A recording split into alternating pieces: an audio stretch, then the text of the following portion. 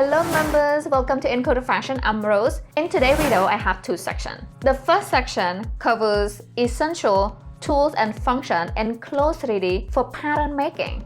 And the second section is about making pleats and placket from scratch using these tools and functions in Clo. Alright, let's get started.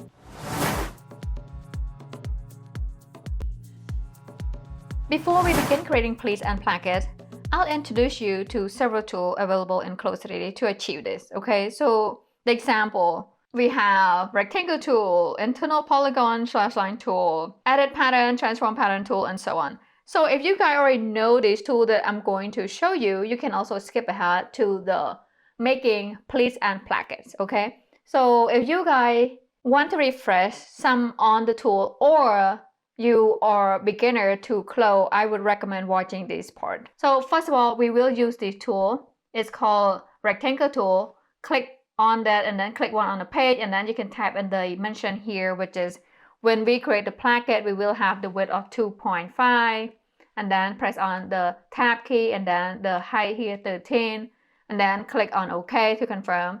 And here, this is the dimension of the placket. And not only that, if you want to adjust and change the size here, you can also use the transform pattern tool. Click on that and then you can click and adjust the size here. And not only that, you can also click on that and then right click, and you can also select create internal shape here, or the most common one we will use here, we will select this offset as internal line and click on that, and now we can actually type in the value and so on. So right now I'm going to type in the value here, 1 centimeter, and then click on OK. And there it is. So now we create the perfect internal line on top of that shape. This is essential sometimes when we need to apply the top stitches on right here without having to change the differences of the line. And as well as we can also cut this part. Simply click on there, right click, and then we can also select cut here. So after we cut, now we have this hole right here, and then we have this piece right here. So we will use some cut function as well for creating the opening of the sleeve placket. Okay, so next we are going to introduce you with more tool. So I have edit tool here. So edit tool is important when we want to select certain section here, and then we can also right click and we can select, let's say, split. Click on there and then you can split the line. For example, if I want to split this line to halfway here, I can check the uniform split, and now the point is split on the center. Click on right there to split the line. So next we will use this ellipse tool. So internal ellipse tool here, this is when we use to create the sewing symbol. Simply click right there to select, and then click one on the page, and then we will type in the diameter here. I will use 1 centimeter here value to create this diameter onto the pattern. However, though, this internal line tool or internal ellipse tool, you can only create it onto the fabric. You can't create this symbol or this circle on a plain workspace. Okay, I'm going to click on OK here to confirm. And right now, if I click one on the blank space right here, it says error. So information, please click within a pattern. All right. So any internal line tool, you can only click on the pattern. Opposite from this rectangle tool or polygon tool, ellipse tool here. This tool right here, you can click on the workspace to create the pattern. All right, let me show you one. Let's say polygon tool. If I click on this polygon tool and then click right here, I can draw a pattern shape. Okay.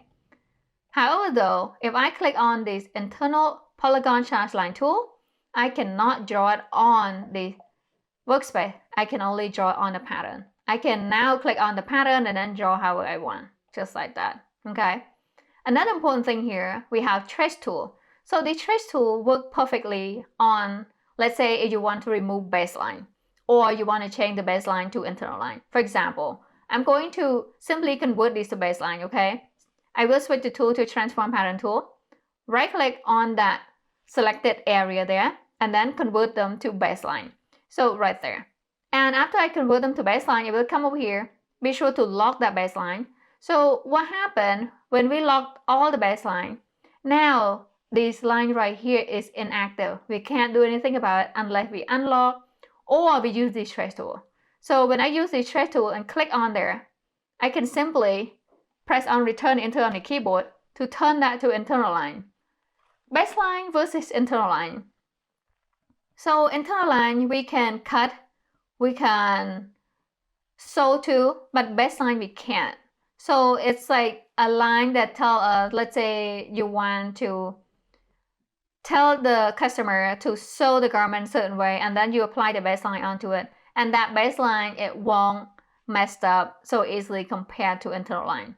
Because sometimes when we work on the pattern and we somehow make mistake, we kind of click on the internal line by mistake and then we move something, and if we click on the baseline itself, it doesn't do it. So as you can see right here, if I make a mistake, click on this, I accidentally click on the entire pattern.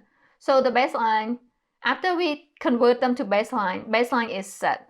And what it is also easy for us to convert that to internal line. And the baseline 100% will stay as is, okay? Unless you unlock all the baseline here. And then now you can use this edit pattern tool, and then actually you can make mistake and then select on it. However, it's rarely, because normally we lock all baseline, just like that. Let me bring it back here, click on there, and then lock all baseline. All right, so now I'm going to delete this internal line here. All right, so more tool to discover. Another tool that we're going to use here, or more a function. So this function will work with this edit pattern tool. So if I select the edit pattern tool, click on the center line right there, right click, I can use this unfold function, okay? So click on the unfold, now we unfold this pattern, perfect. And another tool is, we use it all the time, is again, Internal Polygon Shadow Line tool, click on that. We'll use this tool to draw shape.